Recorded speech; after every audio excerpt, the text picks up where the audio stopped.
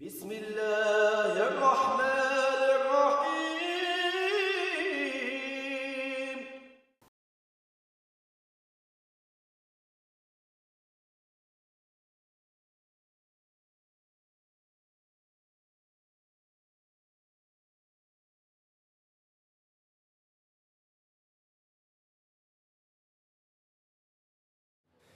بسم الله الرحمن الرحيم الحمد لله رب العالمين وصلى الله على سيدنا محمد وعلى آله وصحبه وسلم أجمعين سبحانك لا علم لنا إلا ما علمتنا إنك أنت العليم الحكيم ولا حول ولا قوة إلا بالله العظيم لو نتعلم وتعلمنا فالانتفاء والتذكر والتذكير والإفادة والاستفادة والحث على التمسك بكتاب الله وسنة رسوله صلى الله عليه وسلم والدعاء على الهدى والدلالة على خير ابتغاء وجه الله تعالى مرضاته وقربه ثوابه سبحانه وتعالى. We're nearing the end of the book of Imam Ghazali, Disciplining the Soul, the 21st chapter, the 22nd chapter of his Ihya Ulum, and we finished 9 chapters, 9 sections of this book, and we've reached now in chapter 10, an exposition of the way in which young children should be disciplined and the manner of their upbringing and the improvement of their characters. This being one of the most important of all subjects because we are in many ways a result of the way we were raised, and if we're blessed to get married and be a means for the coming of new human beings into the earth, that we will directly affect the way that a number of people also, the way they're going to interact with the world and be when they reach later stages of their life. So he mentions this because of its importance, and there's an obvious connection between the raising of children into these things that we're talking about, disciplining the soul. And in terms from a greater perspective, that when human beings enter into the world, and they have these different social influences that influence them either negatively or positively, that when that child becomes of age and is able to think then, and his intellect reaches the first stage of its completion such that he knows right from wrong, and he has the ability to discern it, and he has the ability to make that proper choice before someone comes of age in Islam, that they're not taken into account. And that the first signs of discernment, start to come around the age of 7, and that's why our Prophet ﷺ had told us that we should tell our children to pray at the age of 7, but it doesn't become a legal binding obligation until they become of age. And that's why you'll find in the books of jurisprudence a listing of the ways that the children become of age, the signs of the way children become of puberty for men and female, because once they become legally responsible, which comes with puberty, then the angels start to write down the good and bad deeds. And it's at that point that if they miss prayers, they'd have to make them up. And for many people that their parents didn't tell them that when they were young, and then they might have gotten back into their deen at the age of 20, and then they had to make 5 to 7 years of qada. That if they have younger brothers and sisters, just tell them from now, save yourself the trouble later. Pray from now. Save yourself the trouble from having to repay your zakat, all those years that you missed, having to make up all those months that you missed from fasting, having to make up all those prayers that you missed. And so it's very important, this subject, because a human being in general is he'll be to the way, according to the influence in the way that he was influenced during his childhood. But when the person comes of age and they develop the intellect, the reason the human being is then taken into account is at this point he's supposed to use his intellect. That he's supposed to use his intellect for the purpose of which it was created, to get him to know what is right and wrong, and to help him come to the conclusion that Allah subhanahu wa ta'ala exists, and to choose the right decision every single moment. And this is the test, because people have different upbringings, but at the same time that they're still commanded to do what is right according as is understood through the sacred law, as Allah subhanahu wa ta'ala has revealed upon the tongue of the Prophet Muhammad sallallahu alaihi wasallam. So this whole path of disciplining the soul that Imam al-Ghazali is talking about, for some people it will be very easy. Others people will be more difficult according to their upbringing. And ultimately, that you don't know who is ultimately the best in the sight of God. It depends upon the individual. Sometimes people that work harder, that even though the result might not come until later, that they might have a higher rank than someone who has less work to do. It really depends upon the individual situation. And so what that leaves us with then is this affair to look into our situation and see the way that we've been raised, and ultimately trying to better our relationship with Allah subhanahu wa ta'ala. And unfortunately, we live in a society, although there's many pluses and advantages to living into the society that we live in today, that there's also many negatives. And through experience, anyone who's been overseas and the different places that someone can study in the Muslim countries, and they've witnessed Westerners, and I mean by Westerners anyone that grew up in a Western society, even if their parents are from, an Arab country, or from Pakistan or Afghanistan or Southeast Asia or Northern Africa, that if you've grown up in America, generally, depending upon when you came to America, that you're pretty much American in terms of your culture. And it's witnessed that these individuals have a much more difficult time in these madrasas. They succeed better than other people from certain aspects, because most people that come from all the way from over in this part of the hemisphere to over there, that they're generally more serious about their studies, but also from the standpoint of their nafs and the discipline of their soul and their spiritual training, that for many of them it's much more difficult than people from those lands, because that we live in a society that's pumping up the nafs. If the nafs were a balloon, that we live in a society here that is not those old school like hand pumps for bicycles, but some electric pumps that are just,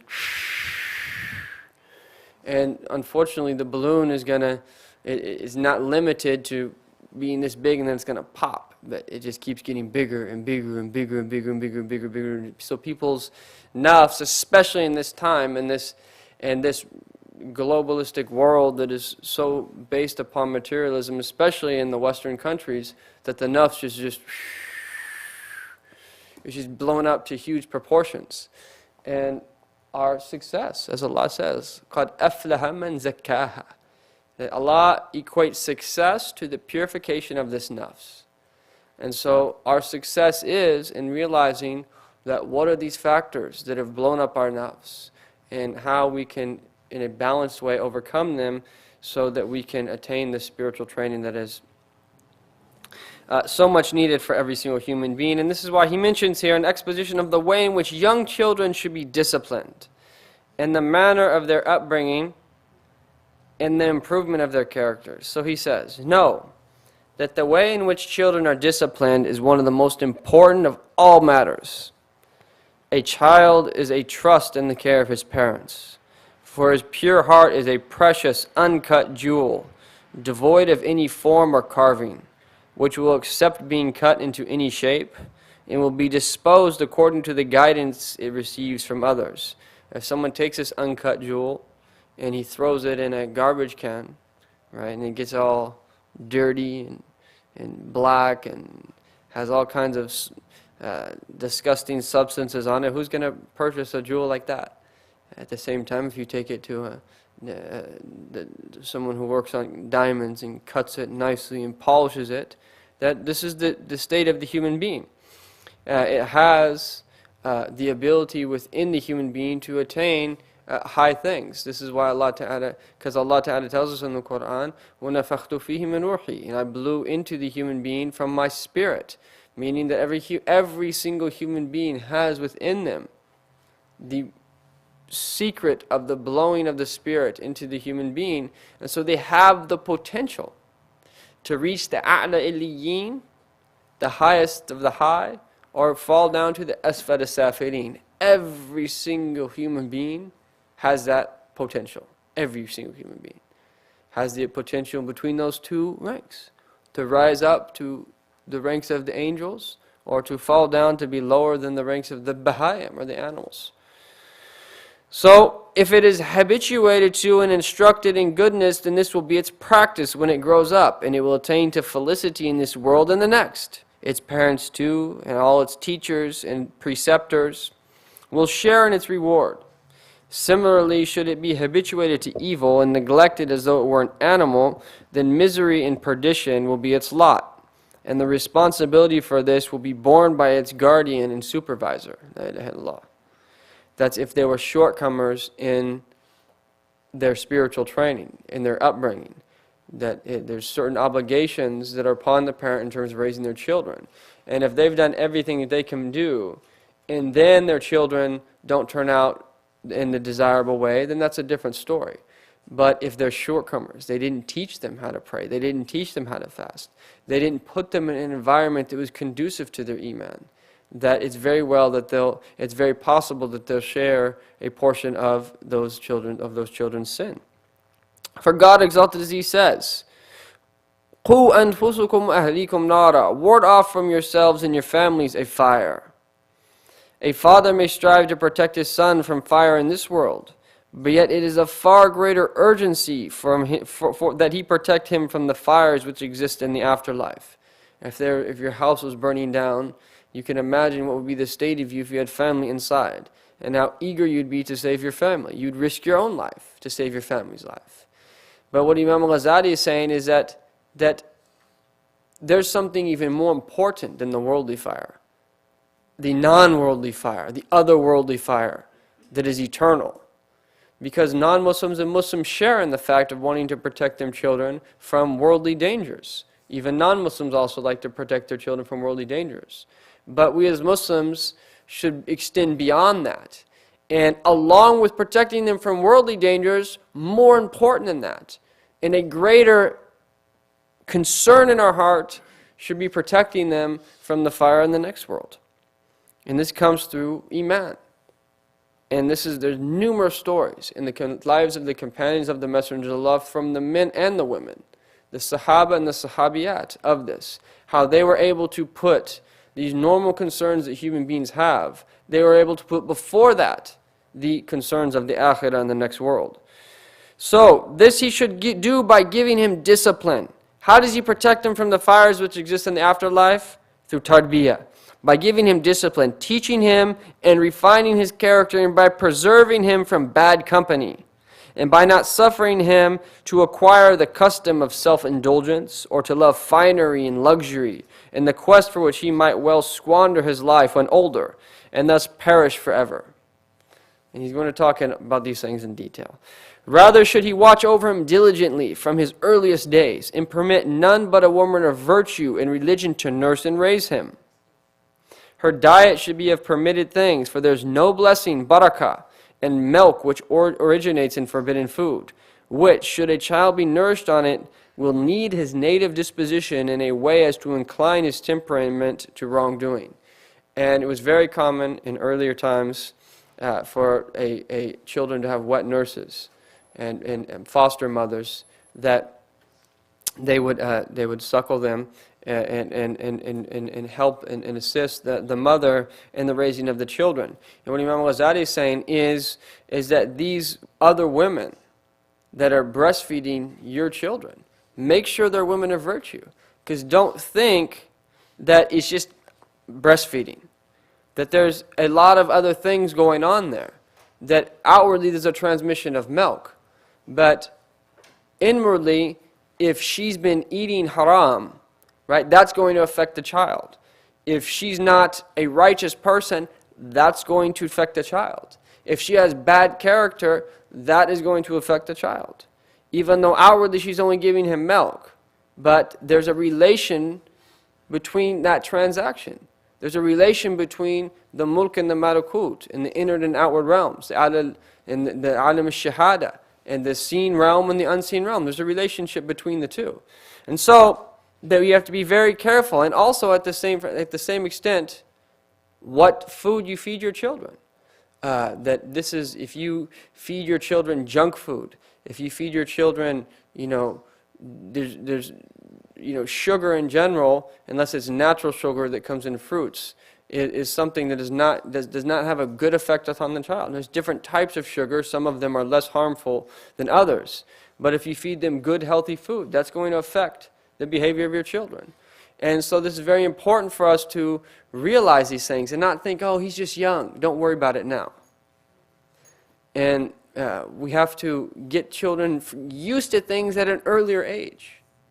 And this is why you'll see some people that they'll dress their daughters up in types of clothes that a'udhu billah, are just just horrible, just not very modest clothes. We'll state it that way. And you'll tell them about this. Don't you think it's better that they should dress a little more modest dresses and this type of thing? And they might say that, oh no, they're young. Don't worry about it. They're just young. They're it's not gonna get ingrained in them or confuse them a little bit that, okay, I could wear that then, but I can't wear it now. And one time we were with one of our teachers in Yemen, and a friend of ours has brought his little daughter to come see this teacher. And she was young. She was like 2 or 3 years old. And she was wearing a dress but didn't have pants on underneath. And so when she came to any long pants, obviously she had underwear and diaper or something like that, but she didn't have pants covering her thighs. And when she was sitting there, part of her thighs were showing. And after the gathering, when we were walking out, the teacher leaned to me. They said that your friend that brought his daughter to come, he said, tell him secretly that it's better that his daughter wears pants, right? One, that he didn't just tell him right in front of everyone. He waited till the gathering was over and he said, tell him it's better that she wears pants. And then two, is just his concern from that point. And this is, you could say that's excessive, but it's not. That it's realizing that what you get them used to doing from an early age is what they're going to be used to, have been used to doing at a later age. It's going to be easier for them if you get them used to it. It's not, you can't just say, go ahead and do it, and then expect them to completely do the opposite thing at a later time. Right? And obviously there is less limits that need to be imposed when they're younger. Right? They don't have to wear hijab when they're younger. They don't have to wear certain types of clothes, but they should still be in the category of being modest and be good types of clothing. So, that when the signs of discretion appear in him, he should again be watched over carefully. So he's saying you should always watch over the child carefully, but in particular when he's able to discern between things. The first of these is the rudiments of shame. For when he begins to feel diffident or shy and is ashamed of certain things so that he abandons them, the light of the intellect has dawned in him. This is the first sign that the intellect is starting to form.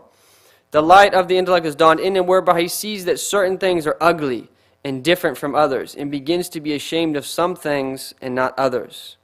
This is a gift to him from God, exalted is he, and a good foretoken that his traits will be balanced, his heart pure, and his intellect sound when he enters upon adulthood. And this trait of shame, of modesty, of shyness, is one of the most beautiful, important traits in the children, male and female. Male and female. And the reality of shyness is a person being embarrassed before his Lord subhanahu wa ta'ala, to be found in a place that Allah ta'ala has prohibited him to be, or to not be in a place that Allah subhanahu wa ta'ala has commanded him to be. That's the reality of shyness. And then also a level of iman is to have shyness before human beings, such that you're embarrassed to do things in front of other human beings. That's still a level. But when someone breaks through that, so now it's not only, right, now it's not only, not being afraid to be gay in public, right? Now it's that we're going to have gay marches, and that's not enough. Now we want gay marriages. Now that's not enough. Like in places in San Francisco, we want benefits for the gay partner. Now, and it goes on and on and on and on and on. And once you lose that level of shy of an act of disobedience, that the door's opened, and this is where it becomes extremely dangerous, because once ma'asi and acts of disobedience are widespread, and no one is saying that it's wrong, that's when the punishment comes, that it doesn't just fall upon those people that are doing that. It falls upon everybody. It falls upon everyone that is there. And so, alhamdulillah, the people here should be thankful that a place like Zaytuna, there's so much khair in it, is just down the street from a place like that, because these type of things are real. Allah Ta'ala has destroyed people. And I know when some people hear these type of things, especially in liberal California and the world that's politics and becoming more liberal, you say these type of things, people are gonna categorize you as a certain type of individual and this type of thing. But the reality is is that when there's certain types of disobedience that Allah Ta'ala has punished people for. We weren't meant to, if everyone were gay, end of humanity, right? The male was not meant to do that with the other male, right? Were he to have been meant to do that, it would have worked out in a different way. The male was not biologically meant to do that with another male. So it's very simple, clear things, but it's clear for those people who Allah Ta'ala makes it clear. And so that shame and modesty, and this is something that either intentionally or unintentionally, consciously or unconsciously, is trying to be ripped from the children. How many incidents are there now of child pornography on the internet? Just disgusting, things you don't even want to mention. And that shyness it needs to be preserved. But the difficulty with shyness is once it's been ripped away for an individual, it is extremely difficult to get back. Extremely difficult. Once it's removed, a man's just used to doing certain things, or a woman's just used to dressing in a certain way, it's very difficult to get them to come back after they've gotten used to that. And when they come back, it's very difficult for them. And that's something converts, really who had a jahiliyyah and who did things before they came into Islam, that's one of their greatest struggles, is to attain that purity.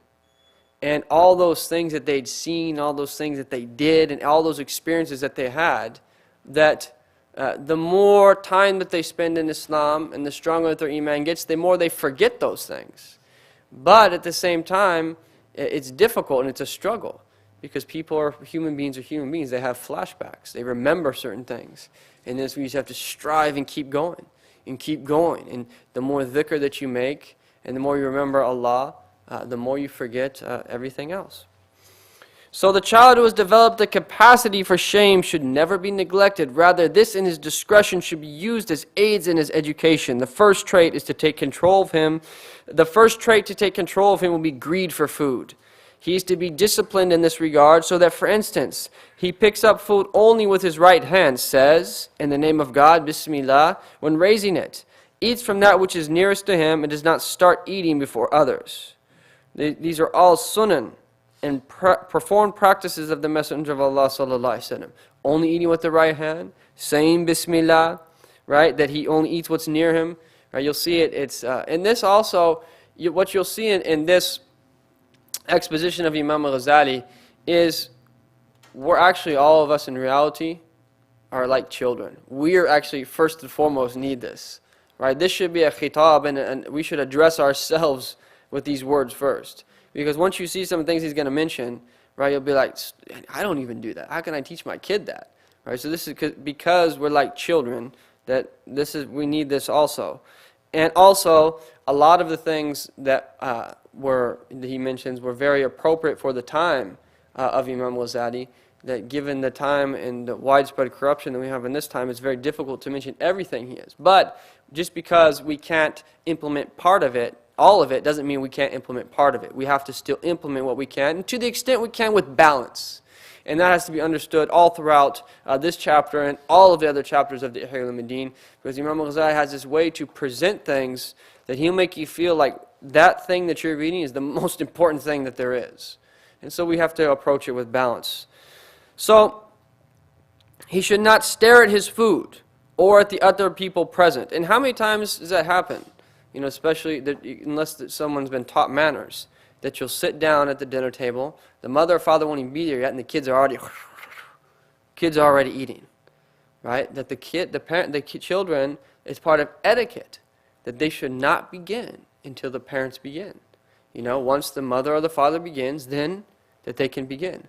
And it was the sunnah of the Prophet Muhammad ﷺ, when everyone gets down to eat, that either the oldest person or the most righteous person begins. And then once he begins, then everyone else begins after that.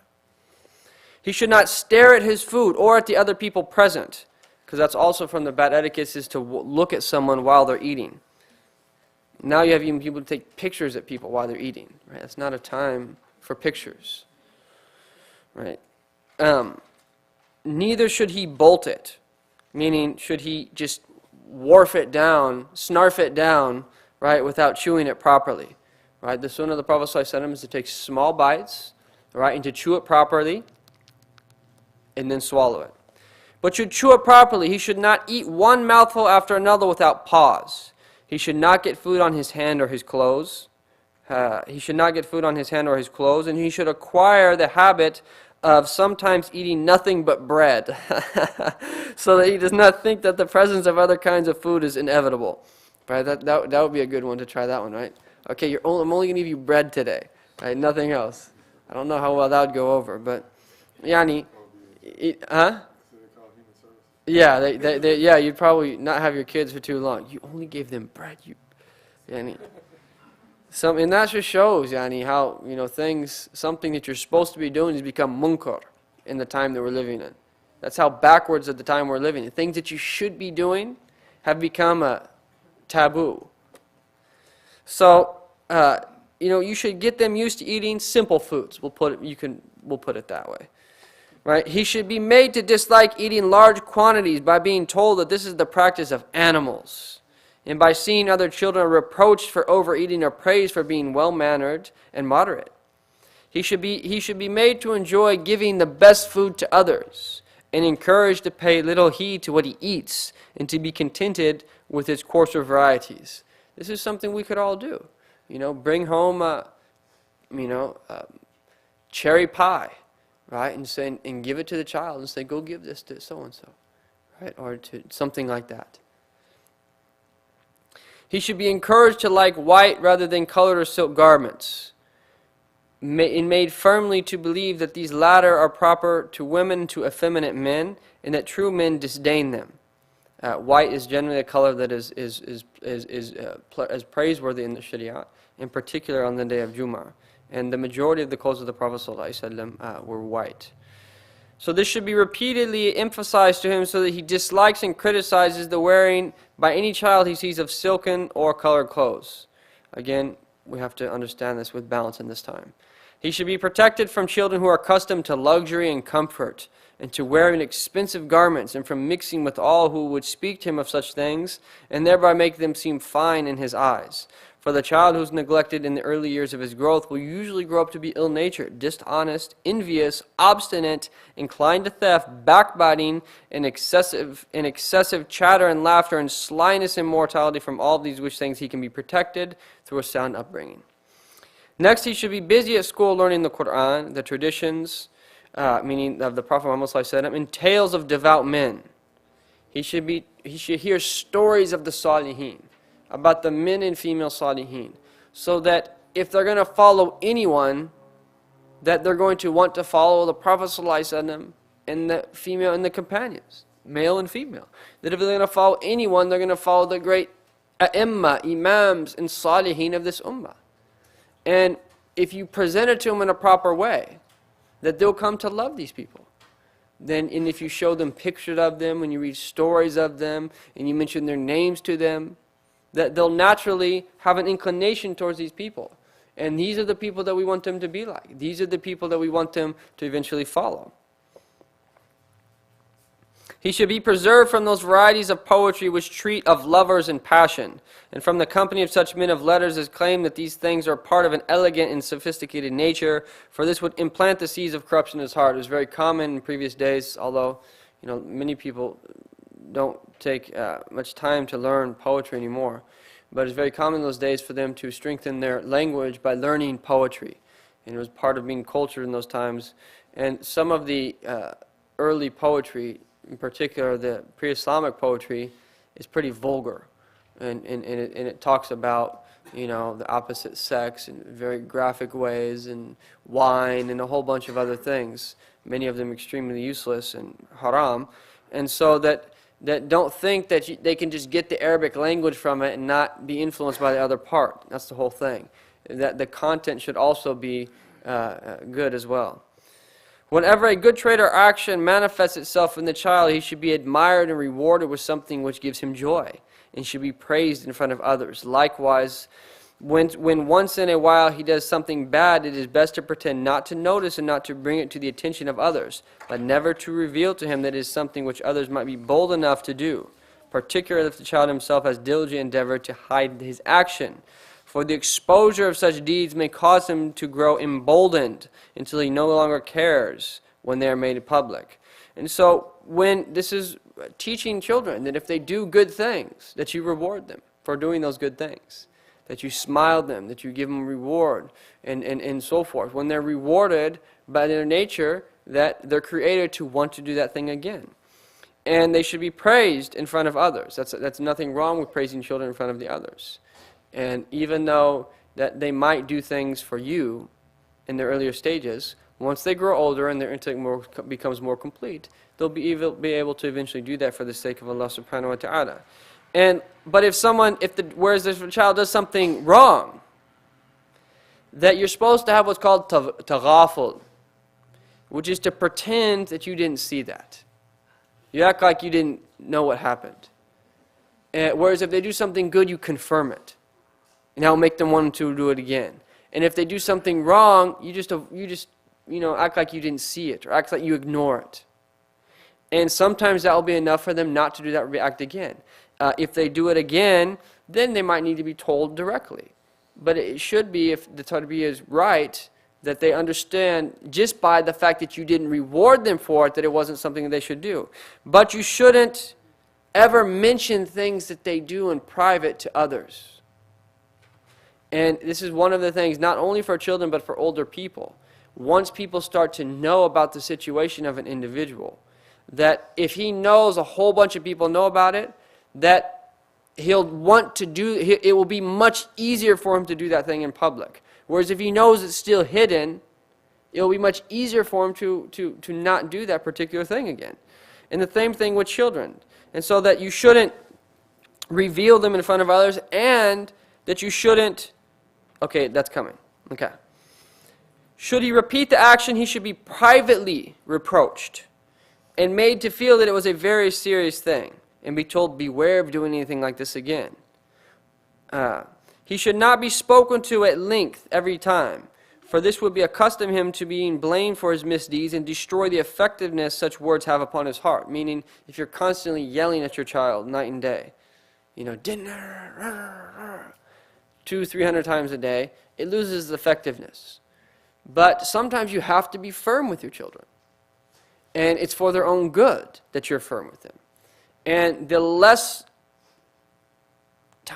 amount of times that you're firm with them, the more that firmness will mean. And everyone knows, everyone has one disciplinarian in their family that, I know my mom was like that she would rarely ever get mad. Rarely get mad. But when she gets mad, watch out. That's the way people are that rarely get mad. When you know they get mad, right? You know they're mad for a reason, and you get really scared. So it's important to be balanced in the use of these things so that it has its proper effect. And even Western people who write books on child raising realize child rearing, that a man and a woman are both integral in the upbringing of the children. The man plays a role that is equally as important as the female. It's just many times different than the role of the female. The female, especially if they're younger, is going to be spending much more time with them than the male. But it's important still to the extent that the male have interactions. And it's important sometimes too that the mother obviously is going to have to discipline the child. But the father has to bear the brunt of being the primary disciplinarian, as he's going to mention here about telling the children, I'm going to tell dad, and which should cause him to fear and stop doing that thing. Okay, so that a father should preserve the awe in which the child holds his speech by reproaching him only sometimes. Similarly, the mother, when reproving him, should frighten him by threatening to mention the matter to his father. He should not be permitted to sleep by day, for this conduces to laziness, and should always be allowed to sleep at night, but not on a soft bed, which would prevent his members from growing tough. His body should not be allowed to grow fat, for this would make it hard for him to renounce self-indulgence. Instead, he should be habituated to rough bedding, clothing, and food. Again, with balance and to the extent one is able to. And in general here, it's for almost all individuals that are overweight, it's almost all the time related to overeating. And if someone doesn't overeat, that very rarely is the person going to be overweight. And so a lot of the obesity and the problem that you see, in particular in the Western countries with obesity, is simply from overeating. If someone has an excuse and they have a physical disorder, that's something different. But if someone a lot of weight problems are directly related to that, just simply eating too much. And so the children should get used to from an early age, being balanced in how much they eat. He should also be prevented from doing anything secretly, for he will conceal things only when he believes them to be ugly, and if he is left to continue his practices, he will grow used to doing ugly things. He should acquire the habit of walking, moving about, and taking exercise for part of the day, so that he is not overcome by idleness, and should be taught not to uncover his limbs or walk fast, and not to dangle his arms, but to keep them close to his body. He must be forbidden to boast to his fellows about any of his parents' possessions, whether these be money or property, or about anything else he eats or wears, or about his tablet and pen case, and should become used to being modest, generous, and mild in his speech to all whom he associates. He should be prevented from accepting anything from other boys, if he is from a wealthy and powerful family, and be taught that it is honorable to give, and base and blameworthy to take. While if his parents are poor, he should be taught that greed and taking from others is a disgraceful and humiliating practice, fit only for dogs, which wag their tails hoping for a morsel. Children should always be made to deem the love of gold.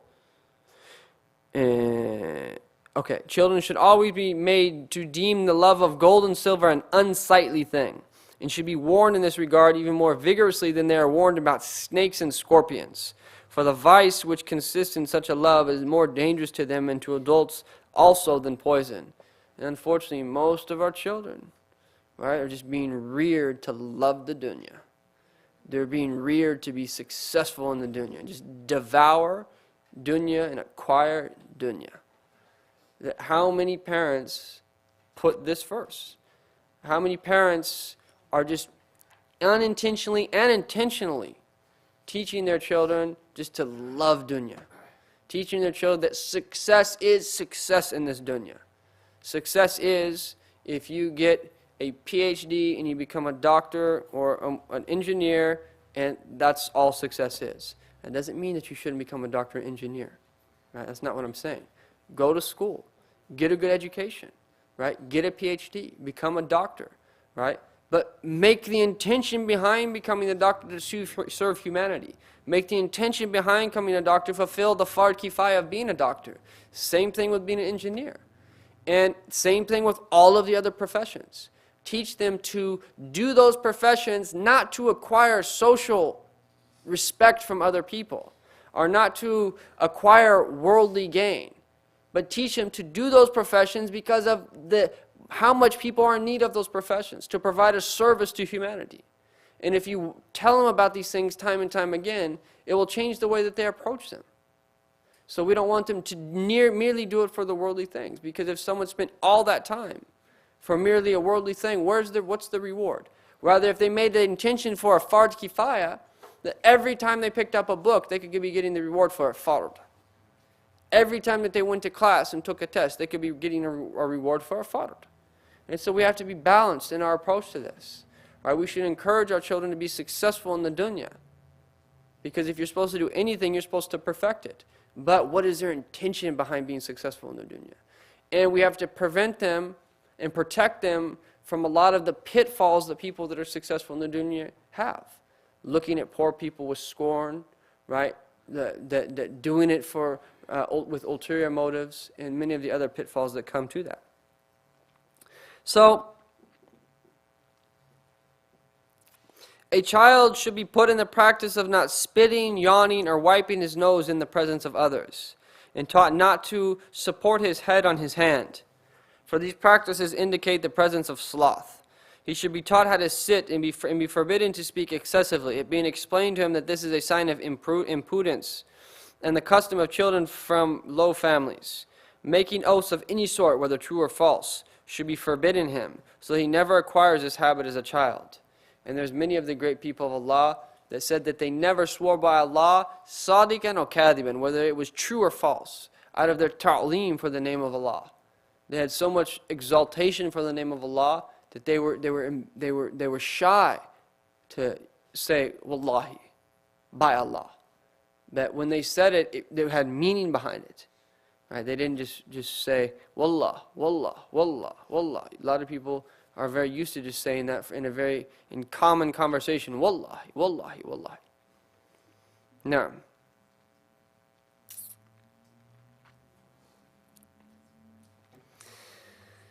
anyway, he should be put in the habit of never speaking before anyone else, and of speaking only in response to questions and in proportion to them, and of listening properly whenever an older person is speaking, and rising when he enters, and making a place for him and sitting facing him. He should be forbidden to speak loosely, or to curse or insult anyone, or to mingle with those who do such things, for these habits will inevitably be acquired should he fall in with bad company, the preservation from which is the very root and foundation of the education of children. If his teacher strikes him, he should not cry out and sob, or seek anyone's intercession, but should rather bear his punishment and be told that to do so is a mark of courage and manhood, while to cry is the practice of slaves and women. After school, he should be allowed to play in a fashion which gives him some rest after his hard work in class, although he should not be allowed to grow exhausted. To prevent a child from playing and to fatigue him with constant lessons will cause his heart to die and harm his intelligence, and make life so hateful to him that he will cast around for some means of escape. You have to let the reins loose. Don't always keep the reins tight, right? And especially when they're very young. He's talking about now when they're reaching an age where they can discern. When they're really young, 2, 3, 4 years old, right? You got to let the kids play. Let them get the energy out. Because if they don't get the energy out then, right, it might come out later when you don't want it to come out, right? Especially in this time. So you got to be really loose with your children when they're at that age. Let them play. Be balanced in what you let them play with, and there's a lot of options that you can. There's a lot of things that you can do. There's farms around here.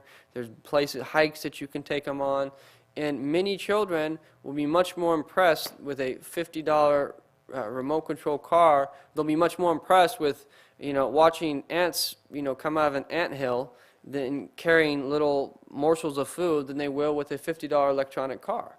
That kids are very creative by their nature, and especially if you've been in third world countries, as they're so-called termed, and you see these gadgets that these kids make. They make their own cars, and they got these funny wheels and parts taken from containers that were thrown away and so forth. And to them, they're not enjoying it any less, and they're probably enjoying it more. One, because they made it, and two, that they've learned to appreciate what they have. When you're used to giving kids things, like how many stuffed animals do our children have? I know, astaghfirullah, my own daughter. 30 stuffed animals. How many stuffed animals do they have? And so it just becomes just another one. Throw it over there. Play with it for 5 minutes. Khalas, it's all over. They don't learn to. The more they get, the less they learn to appreciate it. Now, he should be taught to obey his parents and his teacher, and all people who are older than himself, whether relations or not, and to look upon them with respect and admiration, and not to play in their presence. As he reaches the age of discretion, he should not be excused the ritual ablutions and the prayer, and should be told to fast for a few days during Ramadan, or in the winter months, especially when it's very easy, that he could fast the whole Ramadan, and should be prevented from wearing gold, silk, or embroidered clothes. He should be taught about the limits laid down by the law, the sacred law, and be put in fear of theft and unlawful gain, and also of lying, treachery, deceit, and all the other traits which tend to predominate among children. If he is brought up in this way, then as he approaches adulthood, he will come to understand the reasons which underlie these things, and will be told that food is a means of maintaining health, and that its sole purpose is to enable man to gain strength for the worship of God, great and glorious is he, and that this world is without reality, since it will not endure, and that death must bring its pleasures to an end, and that it is a place through which we pass, but in which we cannot abide, unlike the afterlife, in which we must abide and through which we cannot pass, for death awaits us at every moment, and that therefore the intelligent and insightful man will lay up provisions in this world for his journey into the next, so as to gain a high degree in the sight of God and abundant bliss in the gardens of heaven. If his upbringing was sound, then when he attains to maturity, these ideas will have a powerful and wholesome effect which will leave an impress on his heart, like an inscription on a stone. Had it been otherwise, so that the child had grown accustomed to play, boastfulness, rudeness, and insolence, yani pride, and greed for food, clothes, and finery, his heart will shrink from accepting truth in the manner of a field where crops wither because of its dry soil. The soil of the heart, the fertility of the heart. That if we prepare the fertileness of the hearts of preparing the fertileness of the hearts of our children. It is the beginning which should be supervised carefully, for a child is a creature whose essence is receptive to both good and evil. It is only his parents who cause it to be disposed to one or the other, as the Prophet said, every child is born with this sound natural disposition, the fitrah. It is only his parents who make him a Jew, a Christian, or a Zoroastrian. And now he's going to mention an example, a real example, and this is one and there's many others, of one of the great Imams of the Sufiya, Sahl ibn Abdullah al-Tustari, and how he was brought up as a child, and all the quotes that you hear from him, and all the great things that he was able to attain at a later stage. Well, this is how he was brought up. And there was many like this. They were brought up in this way at an early age, and when they were brought up like this, that it was very clear to see why they were able to become the people they were able to at a later time. So he says, Sahl ibn Abdullah al-Tustari said, when I was only 3 years old, I used to say the midnight prayer, yani tahajjud prayer. Having watched my maternal uncle, Muhammad ibn Suwar, doing this, one day he said to me, do you not remember God, your creator? And I asked, how should I remember him? He said, when you put on your bedclothes, yani right before you go to bed, say in your heart 3 times without moving your tongue, Allahu ma'i, God is with me. Allahu nadirun ilayya, God beholds me. Allahu shahidi, God watches over me. Thus I did, Allahu ma'i, God is with me. Allahu nadirun ilayya, God beholds me. Allahu shahidi, God watches over me.